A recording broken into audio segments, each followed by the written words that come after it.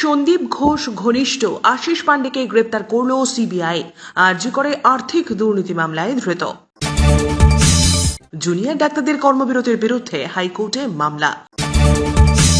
বিজেপির হয়ে প্রচারের 1 ঘণ্টা পরেই কংগ্রেসে হরিয়ানার প্রাক্তন তৃণমূলের কাণ্ডে তুঙ্গে দরজা। এবার পুজো সম্ভবত জেলেই কাটবে পার্থর, জানালো হাইকোর্ট। বাঁশদ্রোণীতে ছাত্র মৃত্যুর ঘটনায় পে লোডারের চালককে গ্রেপ্তার করল পুলিশ, চলছে জিজ্ঞাসাবাদ। ধ্রুপদী ভাষার তকমা পেল বাংলা, বড় সিদ্ধান্ত মোদী ক্যাবিনেটে। পুজোর আগে সুরাপ্রেমীদের সুখবর, পুরনো দামেই মিলবে মদ নাকি আরো কমছে, জানতে আমাদের এই ভিডিওটি দেখুন। সাগরে নতুন সিস্টেম, 5 থেকে 10 অক্টোবর রাজ্যে রাজ্যে ঝড় বৃষ্টির তাণ্ডব। কি হবে বাংলায়, বড় আপডেট দিল আইএমডি। প্রিয় দর্শক বন্ধু, আপনারা অনেকেই হয়তো ভিডিওটি দেখছেন কিন্তু সাবস্ক্রাইব করতে ভুলে যাচ্ছেন। তাই নিয়মিত খবর পেতে অবশ্যই আমাদের চ্যানেলটি সাবস্ক্রাইব করে আমাদের পাশে থাকুন। আসছি বিস্তারিত খবরে। আরজি করে আর্থিক দুর্নীতি মামলায় এবার গ্রেপ্তার হলেন আশিস পান্ডে। সন্দীপ ঘনিষ্ঠ তৃণমূল নেতাকে আগেই জিজ্ঞাসাবাদের জন্য ডেকে পাঠিয়েছিল সিবিআই। বৃহস্পতিবার তাকে গ্রেপ্তার করল কেন্দ্রীয় তদন্তকারী সংস্থা। আরজি করে আর্থিক দুর্নীতি মামলায় ইতিমধ্যেই 5 জনকে গ্রেপ্তার করল সিবিআই। আশিস পান্ডে আরজিকর হাসপাতালের থ্রেট সিন্ডিকেটের অন্যতম মাথা ছিলেন বলে অভিযোগ। জানা গিয়েছে তিনি প্রাক্তন প্রিন্সিপাল সন্দীপ ঘোষ ঘনিষ্ঠ সহযোগী ছিলেন। গত 25শে সেপ্টেম্বর আরজিকর হাসপাতাল কর্তৃপক্ষ নিয়োজিত তদন্ত কমিটির সামনে আশিস পান্ডে হাজির হওয়ার পর বেরিয়ে আসার সময় তাকে ঘিরে চোর চোর স্লোগান দেয় আন্দোলনকারীরা। 3 দিন আগে তদন্ত কমিটির প্রাথমিক রিপোর্টে তার বিরুদ্ধে থ্রেট কালচারের সঙ্গে প্রত্যক্ষ যোগাযোগের রিপোর্ট জমা পড়ে। সূত্রের খবর, সন্দীপ ঘোষের ডান হাত ছিলেন আশিস পান্ডে। চিকিৎসক অভিজ্ঞদের ঘনিষ্ঠ বলেও পরিচিত তিনি। 9ই আগস্ট আরজি করে উদ্ধার করা হয় তরুণী চিকিৎসকের নিথর দেহ। সেদিনই বিধাননগর এলাকায় একটি হোটেলে এসেছিলেন আশিস পান্ডে। সুপ্রিম কোর্টের নির্দেশিকার পরেও দ্বিতীয় দফায় কর্মবিরতিতে সামিল জুনিয়র চিকিৎসকেরা।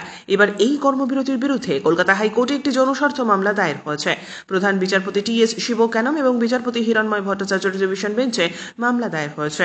আগামী শুক্রবার মামলার শুনানির সম্ভাবনা। মামলাকারী রাজু ঘোষের দাবি, সুপ্রিম কোর্টের নির্দেশ নামার পরেও কাজে যোগ দেননি জুনিয়র চিকিৎসকেরা। পরিবর্তে দ্বিতীয় দফায় পূর্ণ কর্মবিরতিতে সামিল হয়েছেন তারা। সুপ্রিম কোর্টের নির্দেশিকা লঙ্ঘন করেছেন তারা। এই অভিযোগে কলকাতা হাইকোর্টের দ্বারস্থ হয়েছেন মামলাকারী। রাজ্য সরকারের তাদের বিরুদ্ধে উপযুক্ত পদক্ষেপ নেওয়ার প্রয়োজন বলেও আর্জি তার। এই ভিডিওটিতে আমরা 5000টি লাইক টার্গেট করেছি। আশা করি আপনারা লাইক করে আমাদের উৎসাহিত করবেন। বিজেপির হয়ে নির্বাচনী প্রচার সারছিলেন, কিন্তু 1 ঘণ্টা পরেই তাকে দেখা গেল কংগ্রেসের মঞ্চে। রাহুল গান্ধীর ভাষণ শেষ হতেই মঞ্চ থেকে এসে কংগ্রেসে যোগ দিলেন অশোক তানওয়ার। যদিও দলবদল ব্যাপারটা তার কাছে জলভাত, কারণ গত 3 বছরে 3 বার দল পাল্টেছেন তিনি। তৃণমূল, আপ সহ একাধিক দলে গিয়েছেন। এবার 4র্থবার দলবদলের মাধ্যমে কংগ্রেসে তার ঘর ওয়াপসি হলো। তবুও হরিয়ানার তরুণ নেতার এই কাণ্ডে হইচই পড়ে গিয়েছে সে রাজ্যের রাজনীতিতে। শেষ লগ্নের প্রচারে বৃহস্পতিবার দুপুরে বিজেপির মঞ্চে দাঁড়িয়ে পদ্ম শিবিরের প্রার্থীর জন্য ভোট চেয়েছেন শিরসার প্রাক্তন সাংসদ অশোক। দুপুর 1টা নাগাদ তাকে বিজেপির প্রচারে দেখা যায়। মাত্র 1 ঘণ্টার মধ্যেই তিনি পৌঁছে যান কংগ্রেসের নির্বাচনী প্রচারে। সেখানে তখন মঞ্চে ভাষণ দিচ্ছিলেন লোকসভার বিরোধী দলনেতা স্বয়ং। তাঁর বক্তৃতা শেষ হতেই মঞ্চে আসেন অশোক। সঞ্চালক তখন ঘোষণা করেন আজ অশোকের ঘর ওয়াপসি হলো। মাত্র 1 ঘণ্টার মধ্যে এমন রংবদল দেখে তাজ্জব রাজনৈতিক মহল। প্রিয় দর্শক বন্ধু, আমাদের খবরগুলি আপনাদের ভালো লাগলে অবশ্যই লাইক করে দেবেন, এতে আমরা আরো উৎসাহ পাবো। এবার পুজোয় সম্ভবত জেলেই কাটাতে হচ্ছে প্রাক্তন মন্ত্রী পার্থ চট্টোপাধ্যায়কে। নিয়োগ দুর্নীতিতে ধৃত পার্থর জামিন মামলায় এখনই নিষ্পত্তি হওয়া সম্ভব নয় বলেই জানালো কলকাতা হাইকোর্ট। আগামী সোমবার বিচারপতি অরিজিৎ বন্দ্যোপাধ্যায় এবং বিচারপতি অপূর্ব সিংহ রায়ের ডিভিশন বেঞ্চে এই মামলার শুনানির সম্ভাবনা। এর আগে গত 27শে সেপ্টেম্বর পার্থর জামিন মামলায় শুনানি ছিল কলকাতা হাইকোর্টে। তাকে প্রভাবশালী বলে উল্লেখ করে আরও একবার জামিনের বিরোধিতা করে সিবিআই। তাকে মুক্তি দিলে মামলা প্রভাবিত হতে পারে বলেও দাবি করেছিলেন কেন্দ্রীয় তদন্তকারী সংস্থার আইনজীবী। যদিও সেই দাবি উড়িয়ে দেন পার্থর আইনজীবী। তিনি দাবি করেছিলেন তাঁর মক্কেল বর্তমানে তার রাজ্যের মন্ত্রী নন, কোন রাজনৈতিক প্রভাবশালী নেতাও তার পাশে নেই, তাই তাঁর বিরুদ্ধে ওঠা প্রভাবশালী তকমা ঠিক নয়।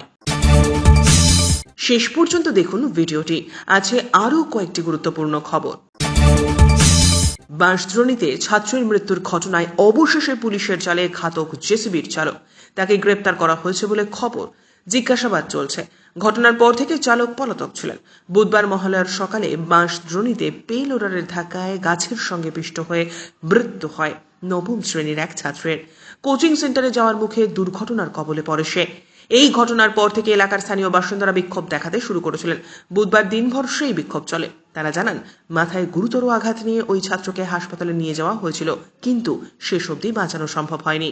রাস্তার বেহাল দশাকেই এই দুর্ঘটনার নেপথ্যে দায়ী করছেন স্থানীয়রা। স্থানীয় তৃণমূল কাউন্সিলর অনিতা কর মজুমদারের সঙ্গে দেখা করার দাবিতে বাঁশদ্রোণীতে দিনভর বিক্ষোভ চলছে। 24 ঘন্টা পেরিয়ে গেলেও এখনো এলাকায় দেখা মেলেনি তার উপর এলাকায় ক্ষোভ রয়েছে। অভিযোগ, গত কয়েক বছর ধরে এই এলাকার রাস্তা বেহাল।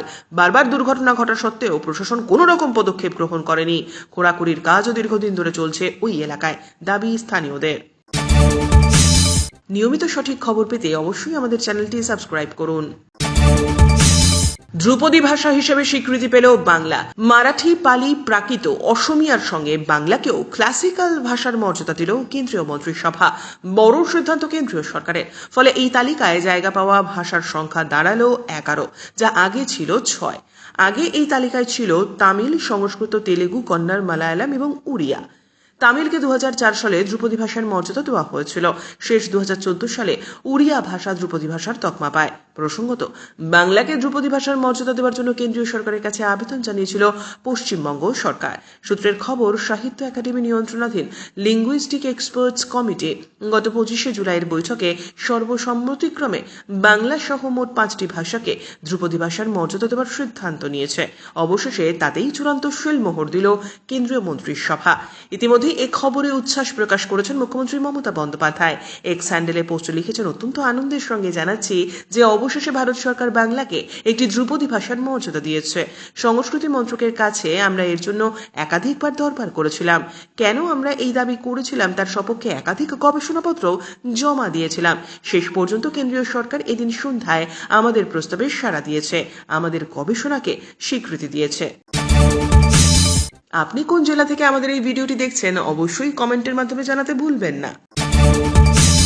আগস্টের শেষ থেকে দাম বেড়েছে বিয়ার, দেশে তৈরি বিদেশি মদেরও।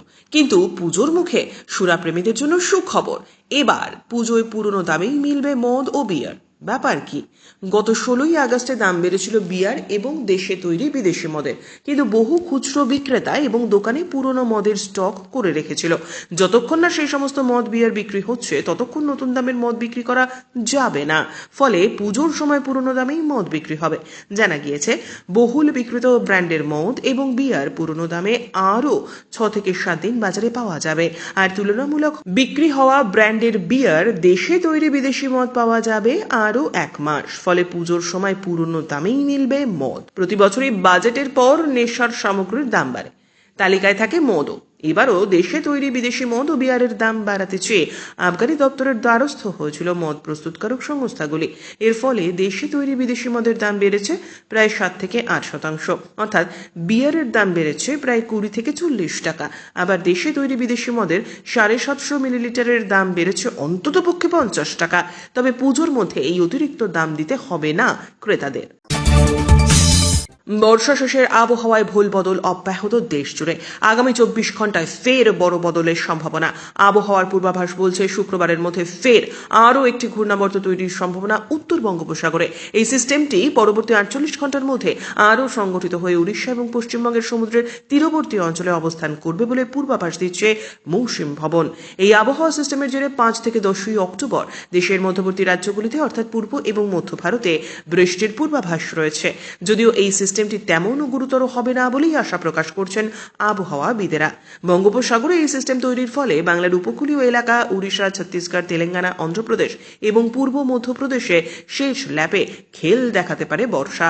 বর্ষার দাপট বাড়তে পারে উত্তর এবং মধ্য ভারতের রাজ্যগুলিতেও। তবে পরবর্তী 7 দিনের মধ্যে বর্ষা দেশের এই ভাগ থেকেও বিদায় নেবে বলেই আশা করছেন আইএমডির আবহাওয়াবিদেরা। একই সঙ্গে পূর্বাভাস বলছে এই আবহাওয়া সিস্টেমটি শেষ পর্যন্ত উত্তর পূর্বের দিকে অগ্রসর হয়ে বাংলাদেশ এবং পূর্ববর্তী ভারতকে প্রভাবিতও করবে। এদিকে আজ দিল্লি থেকে বর্ষা বিদায়ের অনুকূল পরিস্থিতির সৃষ্টি হয়েছে। তবে পুজোর আগে বঙ্গোপসাগরে ফের নিম্নচাপের হুঁশিয়ারি চিন্তা বাড়াচ্ছে। নিম্নচাপ তৈরি হবে উত্তর বঙ্গোপসাগরে। খবর শেষ হলো।